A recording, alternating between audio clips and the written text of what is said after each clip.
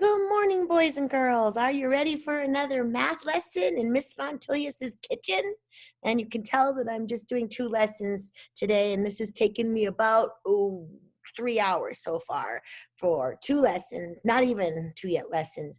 And here's Moon Pie. He wants a little attention. I'm pretty good at snuggling too, but I realize that I have to hustle it up though. And I have another surprise for you. Ready? Kind of scary. Oh, hello, Boo. Are you ready for math today? Let's do it. Okay, boys and girls, we are going to be doing lesson 19, day 2 of 4. And our objective today is, as I try and get my computer here again and not working, and alrighty, maybe I should just think of plan B on this one. Oh, sorry, I wasted so much time. There, ta-da! Okay, lesson 19. Well, I don't even know what day it is anymore. I'm losing track here because I'm doing it all on the same day. So I'm hoping that we could just do 2 lessons per week in our Ready Math. That'll be enough to keep us going, I think. So, and hopefully finish Unit 3 on equations before the end of the year and start a little bit in geometry. So today, to solve adding and subtracting equations using inverse, that means to undo operations. You'll need to be in instruction book page 192, 193. And so go ahead and pause this if you need to go ahead and grab that. And then we're going to be working on the practice pages 205, 206. Now, and problem solving. If you have any questions on any of those practice and problem solving pages, gosh, you've got so many resources that you can sign up for. Oh, this is all crookedy. You can sign up for in the Arrowwood links, and you can get some math support. That'd be so cool. They would love to help you. So if you're working through those pages, and I really hope that you are, because it'll help your brain get ready for the summer, which then will get ready for next year. And I want to make sure that you have these concepts under your belt. Okay, so today we're doing lesson 19, and we're going to be solving, adding, and subtracting equations using inverse operations. Alrighty, I'm going to share the screen, and I'm going to pause while I find it. Okay, hi, welcome back. Here we are. You got all your things in front of you? Are you looking like a little mathematician? This would be great. Just like a little scientist that you've been thinking about all the different math, all the math that's involved in science. But now let's talk math. So learning about solving addition and subtraction equations. So this is modeled and guided instruction. It's still with your teacher and the rest of us. So, okay, read the problem below, then explore how to solve a subtraction equation. So the inverse operation of subtraction is addition. And your number one goal when you're solving equations is to isolate the variable, meaning you get it all by itself on one side of the equation. And when it's all by itself, then you can solve the equation. So here's our first problem. Suppose you have a bag with an unknown number of blocks, and you take 3 blocks out of the bag. I look down here in the picture, I have this unknown number of blocks, and so that would be the X, the unknown, and I take 3 blocks out of the bag, minus 3. Okay, then you put the bag on one side of the balance. Then you put the bag on one side of a balance. Okay, so there it is. It takes 7 blocks on the other side, 1, 2, 3, 4, 5, 6, 7, okay, to make the balance beam horizontal, even, balanced. How many blocks were in the bag before you took 3 out? Now, some of you are way ahead of me because you're like, I think I got this. But let's just take a look. And some of you are like, whoa. That's okay. It doesn't matter when you have your aha moments. Please remember that. It never matters. The label on the bag means the bag has 3 less than some number of blocks in it. 3 less than some number of blocks. Got it. Solve it. Write an expression for the number of blocks on each pan. Alrighty. Number of blocks on the left side is x minus 3. The number of blocks on the right side is 7. So if you go down here, you can see that that would be the equation. The number of blocks on the left side is x minus 3, which equals, because it's an equal balance, 7. So now we want to isolate this variable, get x by itself. Since it's subtraction, the inverse operation is addition. So let's take a look at the next page. Go ahead and flip it over the next page. There we go. If my little cursor will work today. There we go. Now, connected. Are you guys on this page, by the way, guys? And you can pause me if I'm going too fast, but I have to do this all within less than 15 minutes in order for it to load on my YouTube channel. That's why I was kind of ended up abruptly yesterday, or whenever it was. Today, I'm wearing the same outfit, so you know I'm doing it the same day. Oh, wait, sorry. Number 2, look at solve it on the previous page.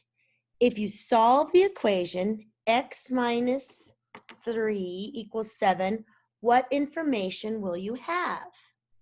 Look at solve it on the previous page. If you solve the equation, x minus 3 equals 7, what information will you have?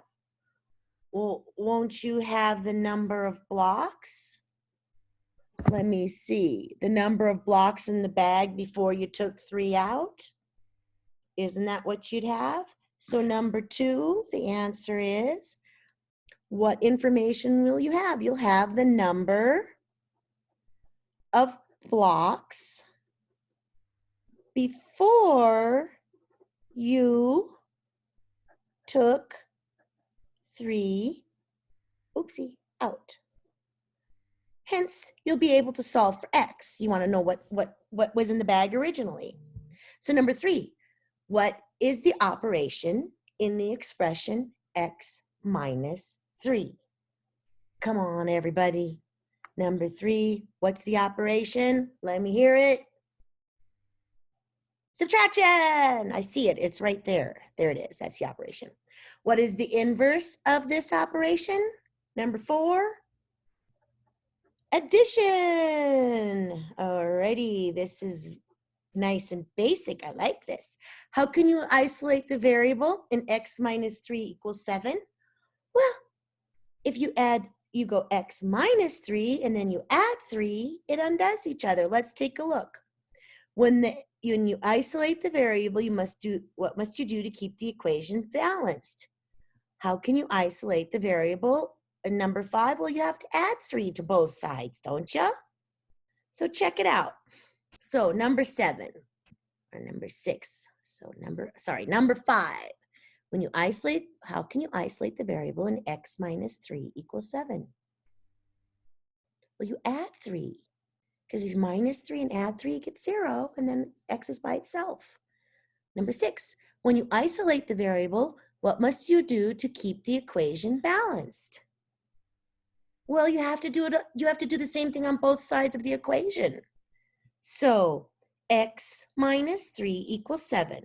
So x minus 3 plus 3 equals 7 plus 3. So right here in the number 7, x minus 3 plus 3, that undoes it, so you would need to put plus 3 here, equals 7 plus 3. So x plus nothing now, x plus 0, is the same thing as x plus, so it equals 10 over here. So x must equal 10. I wish I could write on the page here, but I can't. So how many blocks were in the bag before you took 3 out? Number 8 is 10. And the problem, number 8, it's 10. So x equals 10. So use what you just learned to solve these problems. Show your work on a separate sheet of paper. Okay, so I'm going to, you've got it in front of you, right? And I'm going to stop. Okay, hi guys. So for number 9, is this what you've got? So you started with x plus 5 equals 15. And then you did x plus 5 minus 5, because you want to undo it. It's the inverse operation of addition. And that would equal 15 minus 5. I almost put 15 there. And then x plus nothing equals 10. Well, x plus nothing is the same as x equals 10. And then in the number 10, x minus 9 equals 8. And so x minus 9 plus 9 equals 8 plus 9. Guys and gals, don't skip this step, even though I know a lot of you can do that in your head. It's super important. The step that I will allow you to skip is this one that says x plus 0. Because really, then if you undo it, you're left with x equals 17. Voila!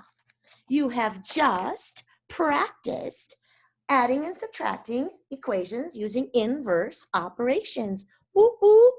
All righty. Now the one little doohickey here will just okay, now I've got the problem-solving book open, looking at how to practice this concept, and I'm looking at addition and subtraction of equations. Study the example problem showing how to solve an addition equation, and solve problems 1 through 10. So take a look-see at that. That's got a sample, and then your thinking needs to be thoughtful and that one understands, adding in these, and then don't forget the vocabulary, what inverse means.